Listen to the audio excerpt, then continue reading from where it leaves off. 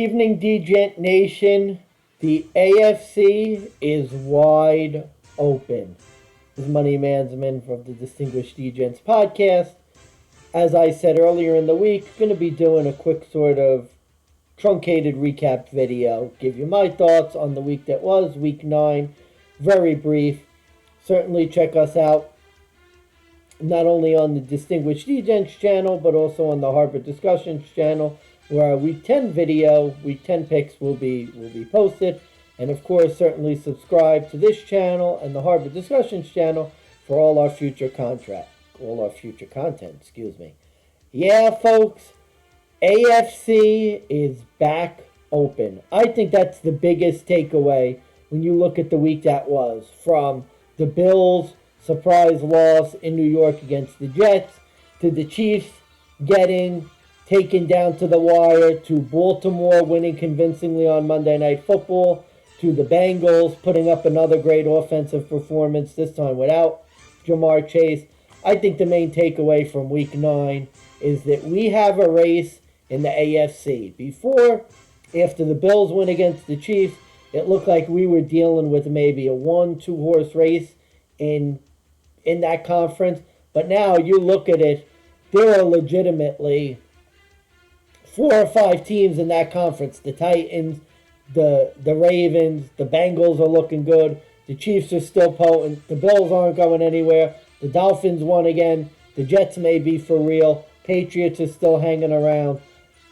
I mean, there are a ton of teams in the AFC. The Chargers won a close game. You look at it, it's playing out exactly as we expected in the AFC. There are a ton of teams that are alive. There are a ton of teams you could throw Super Bowl odds on. It's a wide open sort of AFC, and especially we're going to see how the Bills handle it. For now, looks like Josh Allen's going to play, but if you get some key injuries for some of these teams, you could really see a precipitous change in MVP odds, in who's going to win the Super Bowl, in your playoff division predictions. So certainly keep an eye on that. Another big takeaway from the week that was, going to be curious to see what Indianapolis does. Me and Big Bucks both put out a video earlier in the week about the firing of Frank Reich, and that Jeff Saturday is now the head coach of the Colts, even though he has very little coaching experience. Going to be very interesting to see what the Indianapolis Colts are able to put together halfway through their season in what has been a disappointing season. They were trounced by the Patriots last week. They lost a close game to Washington the week before.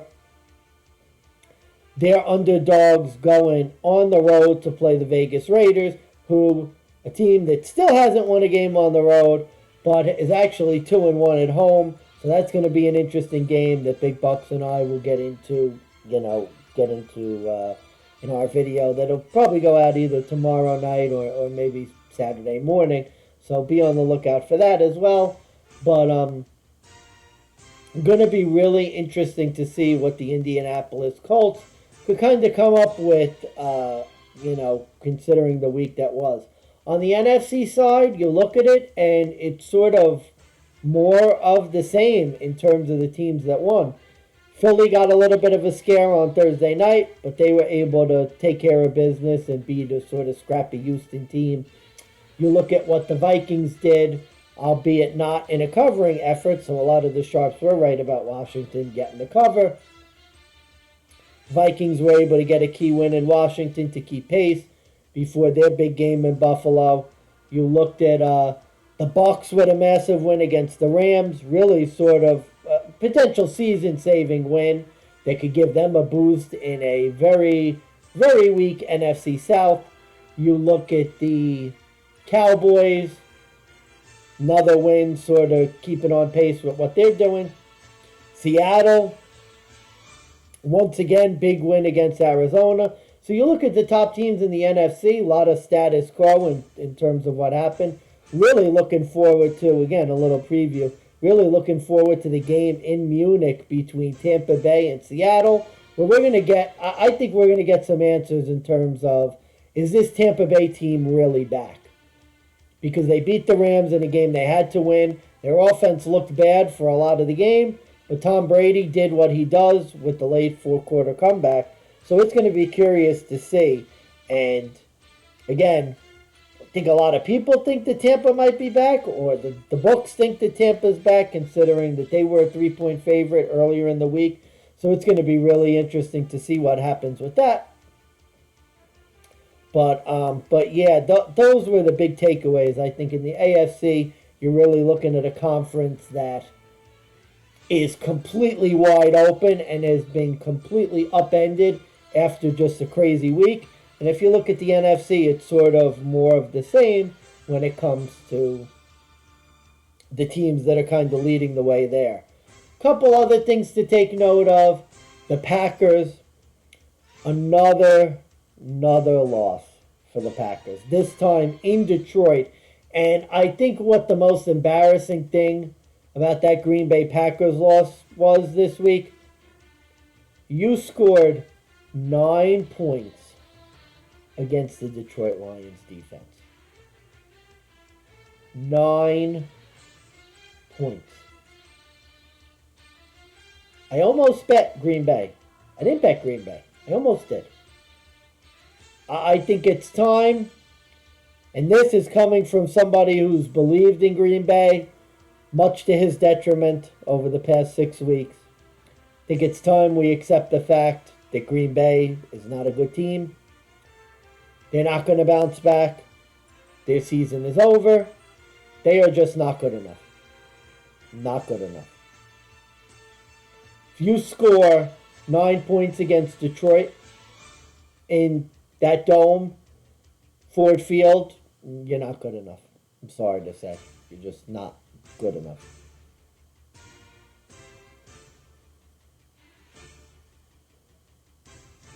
So you look at that division, Minnesota's really completely taken it over now. I think they have a 4.5 game lead over the team in second place, so I think actually is Green Bay, strangely enough, considering how bad that division is. How crazy is that Green Bay's in second place? Not out of the playoff hunt as of yet, but getting late early. And another team that really stands out too is Arizona. Because if you remember, the story with Arizona has been for the past few years, getting off to hot starts, fading off at the end. Well, the Cardinals are in really bad shape now. And I talked about it in my video on the Colts firing of Frank Reich. You look at it, Cliff Kingsbury is, I think, one of two next guys who are on the hot seat. Because they had high aspirations after going to the playoffs. They've been really disappointing this year. No excuse for how they've been playing. And then you look at Party 2 that is in danger of looking for a new employment. Josh McDaniels, Las Vegas Raiders. You know Mark Davis doesn't have a lot of patience. And this is a team that can't win on the road. When you're losing in Jacksonville to another team that doesn't win close games, that tells you something. And I predicted it. I said the Raiders can't win on the road. They haven't won on the road all year. They still haven't won on the road all year. Another disappointment for them. And I think Josh McDaniels, Cliff Kingsbury, two people to look out for in terms of people who may be looking for new employment. So without further ado, I'll give you my betting record last week. My betting record for the last week, money line was very good. 9-4 money line. ATS, not so good. 5-7-1.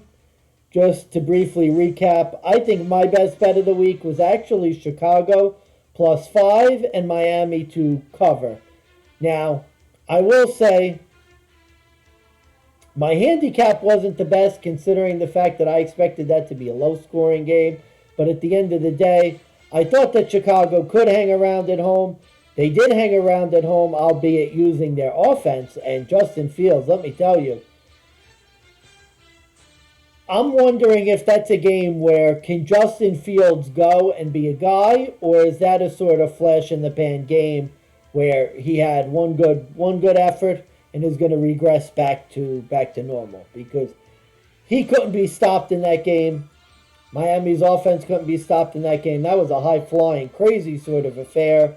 And it ended up going well for me as Miami did get the win, but Chicago covered.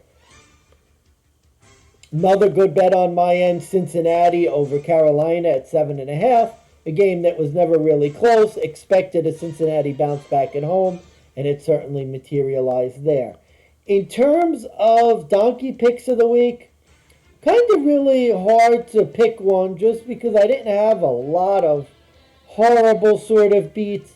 I guess the key one, you kind of have to go with Buffalo against the Jets at 12.5, just because of the fact that I had some concerns as a Bills fan regarding the game. The Jets have at times played the Bills tough in recent years. They had a good defense. I expected the Bills front seven to show up and play, but unfortunately it's now been 6 bad quarters that the Bills have played in their last 2 games. And with Josh Allen being hurt, there's a big possibility of a massive shakeup, not only in the AFC as a whole, but in the AFC East, where the Bills are a couple games away of being out of the playoff picture. So definitely something to watch out for there. Overall, it was a pretty good week for me in terms of the money line. The spread, a couple losses by a half point here, a half point there. So not many terrible picks, just some bad luck. Kind of the story of my season, really, as a whole. But like I said, Big Bucks and I will be back in studio to do our Week 10 picks in the next couple of days. So stay tuned for that.